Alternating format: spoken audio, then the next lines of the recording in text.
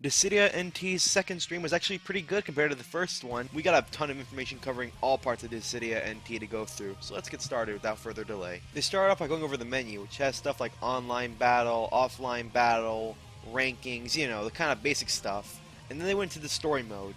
The way the story mode works is that you unlock like story mode points, which unlocks more pieces of a timeline. It's almost like Dissidia Duodecim with like the theater mode in the gallery where you can go through the timeline and see which cutscenes happened and when they happened in the story. It's the same thing basically, but you get like story mode coins and you throw it in, you get a cutscene out. We actually got to see the second cutscene, which shows how Noctis entered the conflict. I'm not going to describe it here for you, but it is, you know, very pretty compared to the other cutscenes we've seen so far, which were kind of meh in quality, I guess, from like, you know, the stream. This one's really pretty, even with like, you know, like the stream quality. I can't wait to see it in complete HD when it finally comes out on, you know, the game or whatever. They then showed off how we're gonna get items in the game. Basically, it's like Overwatch, except you only get 3 items, and it's completely random. You also can earn gil by winning battles, which allows you to spend that gil on items in the store. Be warned, these items are really expensive, so you're going to have to pray to the RNG gods to get what you want. And if you want something really badly, you're going to save up your gil and buy it, because everything is really expensive. You can't just like buy everything within the first day. It's going to take you a very long time.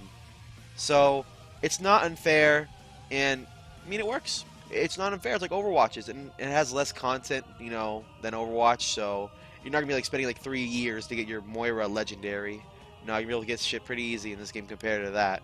It's nothing to worry about, so if you're worrying about it in the comments, don't worry. It's just a loot box and it's actually fair, which is mind-blowing.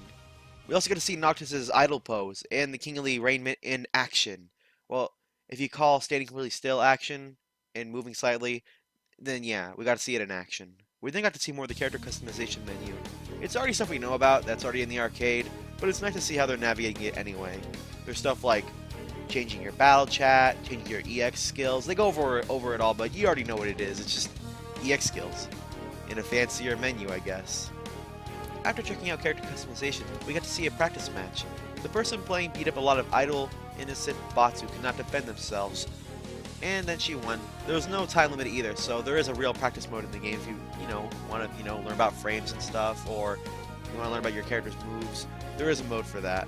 We also get to see the Warrior Light DLC when she was destroying him.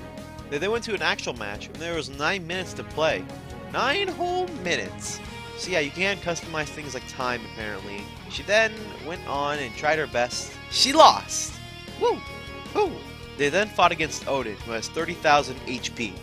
He can be broken like a normal player, and he can be fought like a normal player. He doesn't really have knockback, though, so you gotta be careful with what you attack him with.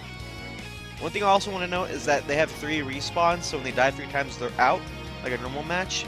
I don't think anybody else really has noticed that yet, but yeah. So it's like a normal match for you. If you die 3 times, you're gone for. You gotta beat up 1 opponent only. He doesn't respawn at all, because he has, again, 30,000 HP. That's like... That's a lot of matches put into one person, or a lot of health bars. Anyways, they beat him, they won. Congratulations. They get a generic victory screen when they win, actually. In the intro, I thought it was a little weird, because like they use like the 2P animations in the intro. But it's like, whatever. They won. Good job, Japanese game developers. Good on ya. They then had a 3-on-3, and the team with Onion Knight had both the DLCs active. Warrior of Light and Noctis. So that means you're going to see Noctis in his royal raiment running around Besaid getting all dirty. Good job, Noctis. I'm sure your dad won't be mad with your outfit choices when you're in the beach. Why would you wear a suit to the beach is beyond me, but I'm not gonna judge. In that same match, Y'shtola had the red Scion Healer outfit on, the Scion Healer outfit B.